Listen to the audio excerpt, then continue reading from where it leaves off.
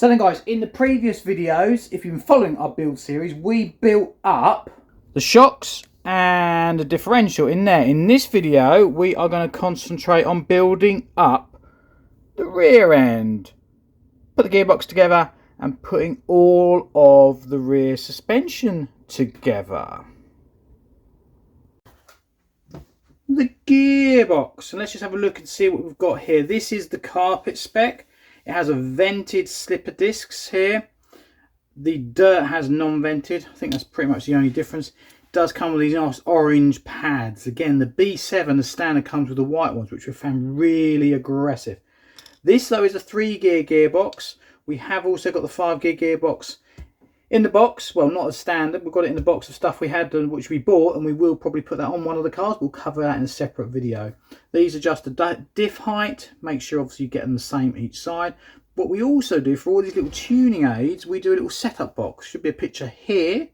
We'll leave a link on eBay for where you want to get one from, and we can customize them as well if needed. And it's handy just so you got all these little setup bits all in one nice handy place. As you see, I have now found the fixings, which are in that same bag. The only thing you don't get is the bearings. They all come in a separate bag, but other than that, X-Ray did it really nicely. Literally, you get everything bagged up in the steps that you have to do. For example, that step 4 is just really easy. I mean, finding the bits is not a problem at all.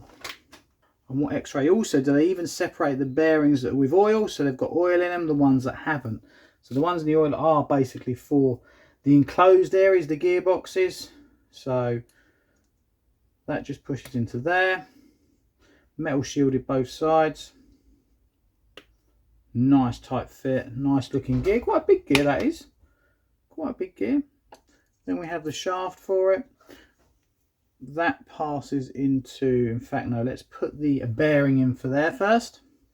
So the lay shaft is one of the bigger bearings. Goes on like that, and then just pushes into there. Make sure the bearing sits in there nicely, and that then goes there with our idler gear in there like so. Nice and free.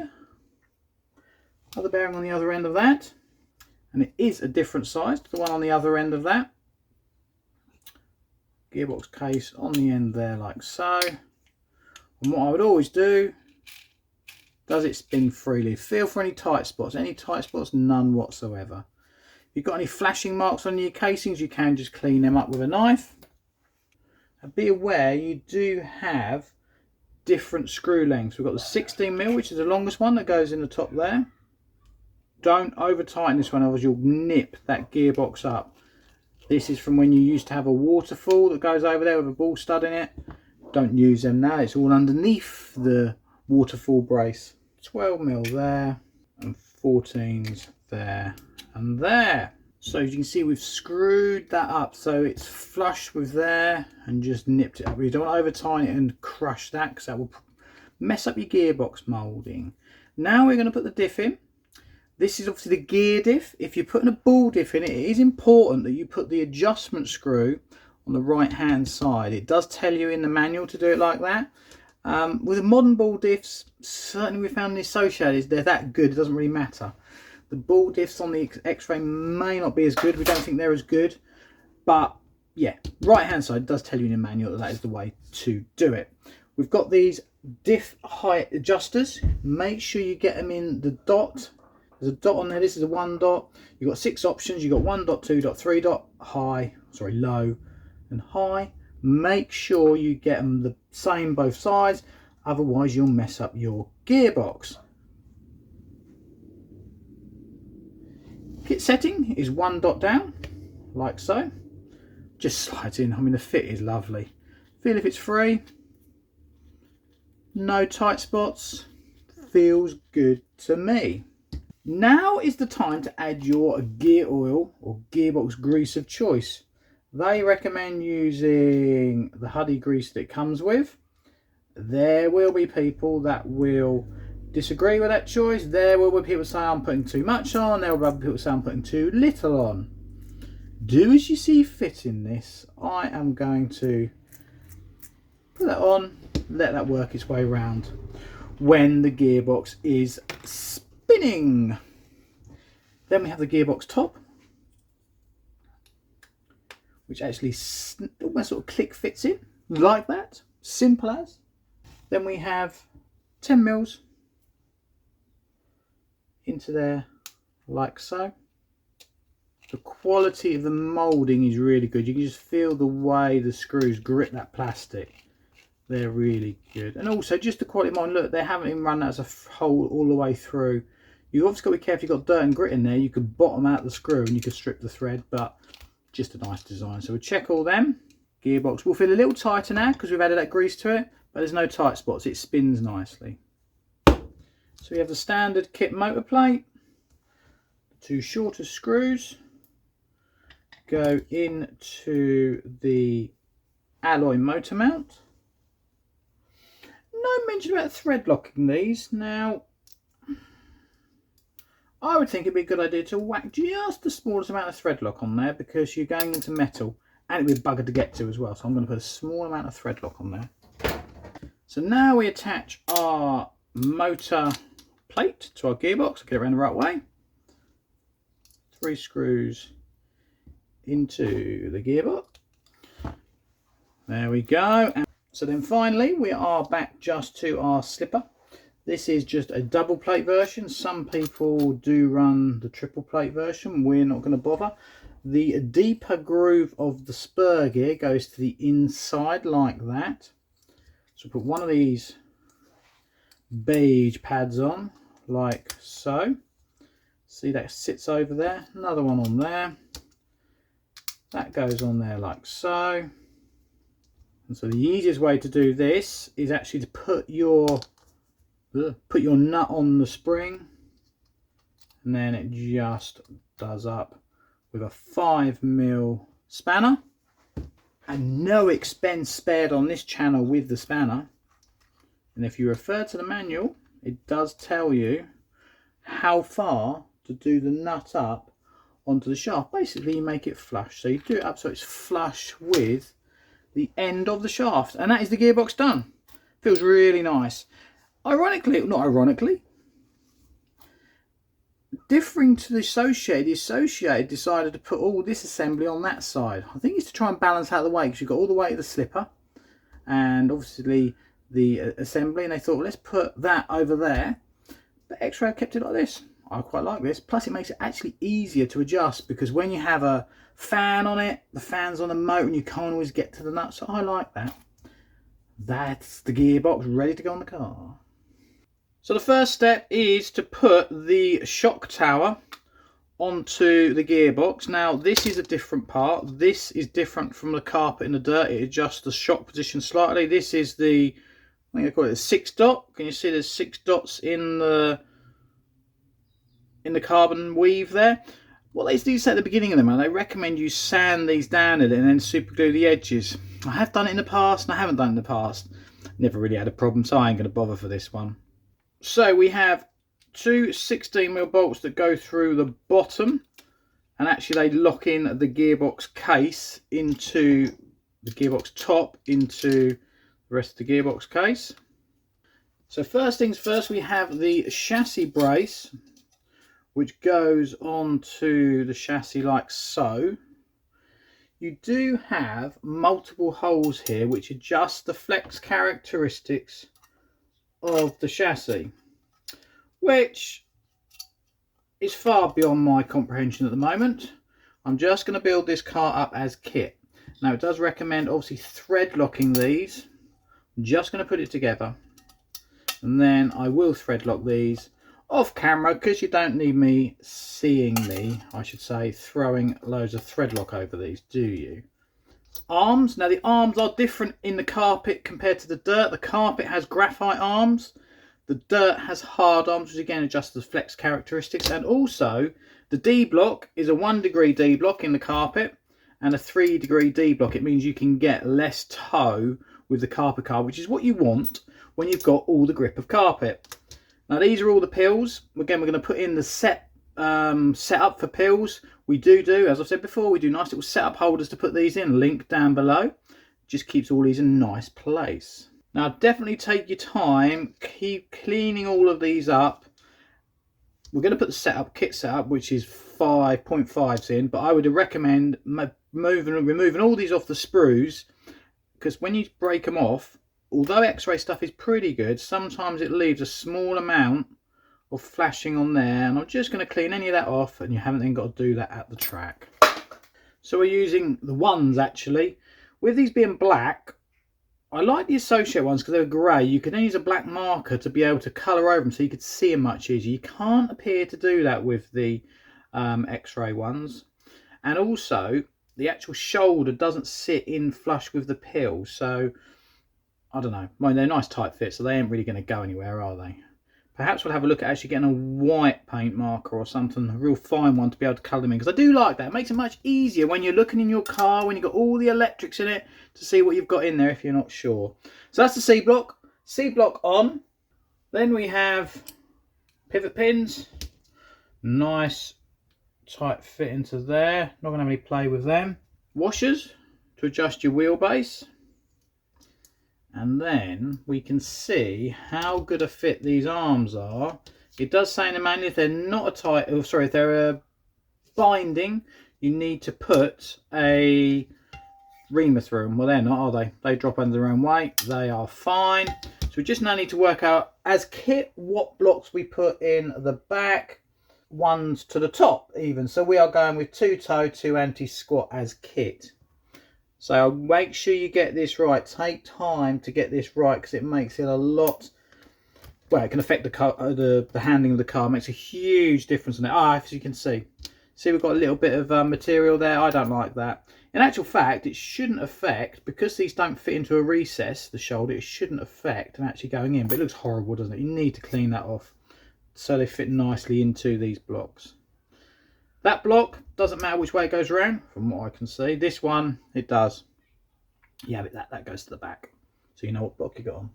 So get that block in there. And if anyone has watched my video on talking about the pivot widths on the car, this is a great example. Great example.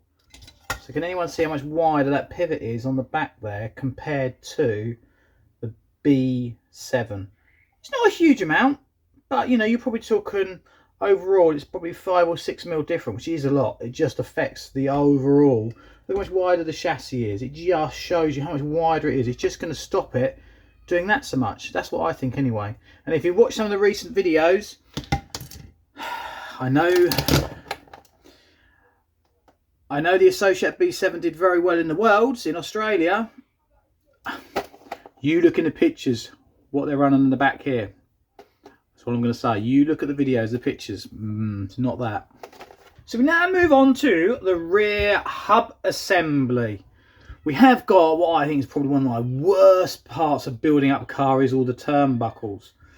But in this kit, they provide you with titanium turnbuckles, and they are lovely. They really are gorgeous. And you can just feel how light they are. They are super light. I never really was a fan of the old black ones you used to get in the X-ray. So we will build them up. I ain't going to show you me building them up. There's just one tip I have got for you when we build them up, but we'll do that a little bit later. The axle assembly, these are different. You get different width hexes in the two kits between the carpet and the dirt, which adjusts your track width and the grip and the handling characteristics. These are not handed left to right. You get graphite in the kit, which is nice. And the shock standoffs, they are also titanium. Really nice. So that's a nice upgrade. And again, we've got the little pills again, which we put in. These go obviously into the hub here, and again with our little setup box holder, they all go in there so we don't lose them. So let's crack on with making this kit up. One of the things I never used to like with X-ray was you had to change, or certainly when I raced this back in 2020, you needed to change the length of drive shafts when you put in the gear diff and the ball diff. But now I think they've got over that, which is really good. So you can keep the same between the cars when you swap out the diffs. Like that a lot. So the first thing we have to do, we have to put the barrel into the drive shaft. A small amount of black grease in here is what they recommend, and that's what I would always do when I build up these things. There ain't a lot of grease in there, is there? And that's another point, guys. Would you prefer these kits to be provided without any, particularly any of the oils? Because most of them have got oils. If that saves us a bit off the kits, could that be worthwhile? I don't know. So we then pass that into our axle. I think these pins are slightly bigger diameter than the ones we used to race in the Associated, which is no bad thing because they do get quite a bit of abuse. And these are then encapsulated by the bearing that goes over there. Now, I know people I race with, they pack this with grease. I don't know if I like doing that. I just tend to just lubricate these as and when I need to. I think that's the better option. But leave a comment down below what you think is the best option. We then just pass that into our axle. It's not an axle, is it? Hub carrier. Another bearing. So just one thing, guys. I didn't use stock races. What do you do with the bearings? We don't race stock. We do modify, so I'm not worried. But these bearings here, I mean, they're lovely and smooth, but they've got quite a bit of grease in them, it feels like. So they're not that smooth. Probably need to wash them out, but I'm not going to worry about that for modified. These bearings do get quite a lot of abuse. But then we're on to putting on the pin for the hex. Then we have our hex on like so. And then, again, I'm going to compare back to what we used to race. The slightly bigger thread goes in that hex there. You don't strip them out. I've stripped quite a few of the old Associated ones. Rather annoying. So then we put our pills into the hub carrier. Default position is up there. So we need to match that side with that side, which we haven't done. That ain't going to work, is it? We need to put the one out of there. We can even test fit the pin. Does the pin go through? Yes. If we'd done it how he did, the pin wouldn't have gone through. We then have our top link mount. Now this is an interesting thing on the setup. Again, I am going to compare to the old Associated AE. We did start to play about with this link position, moving it in quite a bit.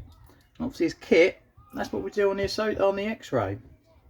Interesting. Let's see how it handles like with that. So that is almost one side of the hub done. So in bag 5.1, this is only on the carpet car. It has your sway bars for our content over the pond people, or anti-roll bars, and it also has the drop links for the rear shocks, which basically lowers the centre of gravity of the rear. So we'll obviously show you how we make these up. I've got a bit bored laying them out all neatly. First one we're going to do is the rear roll bar, because it does go underneath the rear top link mount, underneath or on top of the rear gearbox. So the first thing we've done is we have snapped in the black or the grey ball stud, and with a 2mm driver, I think it is, yes. We use the longer ball studs. Ball stud sockets. We'll just take any flashing off there and we screw that into there like so. We then have to do this twice. 1, 2. Just make sure they're free in the movement. If they're not free, you can just get a pair of pliers, just gently squeeze that so it does drop down free. See, that one's free. Bigger roll bar is the rear roll bar. 4 stripes or dots. No, it's stripes, isn't it? They are stripes. So we then put the little black collar, which X-Ray already provide the grub screw in the collar already, and we put it to the back in the middle like so.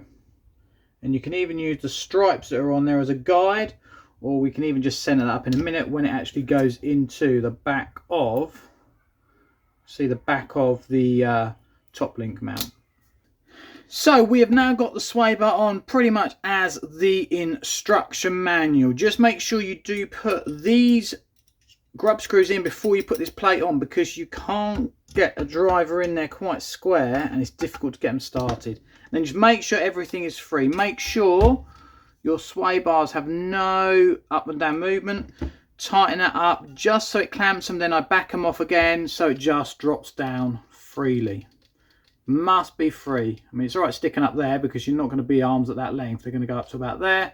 Absolutely fine. So now we're on to a very simple step. That onto there. I have already installed the screw in that side. We are now going to put through the pivot pin. We are going to put in the washer that spaces that out. That onto there like so. Then the same on the other side.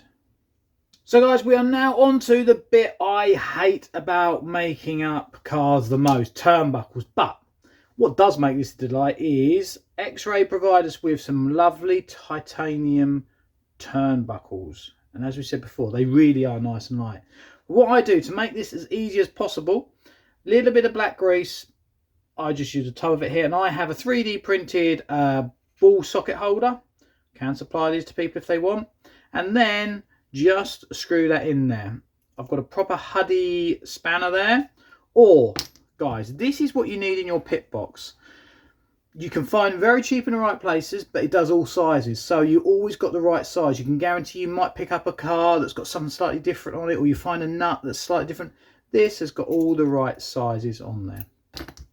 What I do first of all is wind the ball stud in, irrespective of how long it needs to be, wind it in all the way, because then you cut that thread. So when you're adjusting it at the track, if you only wind it in as far as you need, if you need to make it a little bit shorter, I guarantee it might get tight and it will pop off. So wind it all the way in that it needs to go, the shortest possible length, then wind it out and set your length on there with the verniers. There is an even quicker way of doing it. Put that into an end of a drill, and then you can just wind it in as far as it wants to go, wind it out, and then move on to the next one. And then that pre-cuts the threads and you can just wind them in, or you can change the turnbuckle. But be careful you don't get either of these too hot, so do it really, really slowly. So off camera, I have put all the ball studs in. You don't need to see me doing that because otherwise this video will be hours. We put the shock standoffs on and we have popped the ball top link mounts on, or the top links even. Orientate the slots whichever way you want. Make sure they're the same each side so that your car is always the same way each side to make it longer or shorter. I always do mine. I rotate it to the front to make them shorter and back longer. Do whichever way you want. I didn't even look to see which way it was in the kit, but that's just what I did. Just make sure when you pop the ball studs on, I prefer putting them on there first, then carefully popping them on. They are handed. No, they're not handed. Well, the front ones are. But the actual hole diameter is different each side. So the bigger hole is obviously what pops through onto the top of the ball stud. And then, of course, when you want to make any changes, you don't need to pop these off. Just put that in there and it then just undoes. So that is quite nice. No playing again. Let's just check everything drops okay. It does. Does the transmission spin freely? It does. And now we just need to come on to the front or the lower rear shock standoffs. So guys, you've only got these bottom shock mount options. This is only on the carpet car. Just take your time with these because I've seen people get these wrong. We're going to use the kit setup, which is, we're going to use this left arm. We're going to use the arrow goes to the left. You then have the grub screw, the 8mm grub screw, screws into this hole. This then pops over it. I haven't done it in far enough, I know that. You then have an 8mm which goes in there like so. So we have now mounted them in there. If you can see, I guarantee I will get these wrong in the heat of the moment when you make a quick change. And I reckon if you look round, I reckon if you took a dozen of these cars, someone will have these mounted on slightly wrong. It's quite easy to do that. So to mount the shocks, the big part of the eccentric ball goes on like that, and then you use a 12mm to then mount into the bottom hole. And what this does, this effectively moves the shocks down, I think about 4mm, which all makes a difference. And we will thread lock that, and obviously a nylock on the top of there. So there are the rear shocks mounted. Make sure you get those bolts the right length, because otherwise if you put anything slightly too long it will foul into there and you will cause problems. Make sure you've got that extra shoulder on there. I had a slight OCD moment. I had put one of these in the wrong way around, which meant my bleed hole was different each side, so I had to just take that out, swap that round 180 degrees, and that was fine. So that is the rear of the car done. Very happy with that. Does feel quite heavily damp because this is a standard carpet setup, stiff springs, quite stiff oil, or heavy oil I should say. Let's see what the front brings on.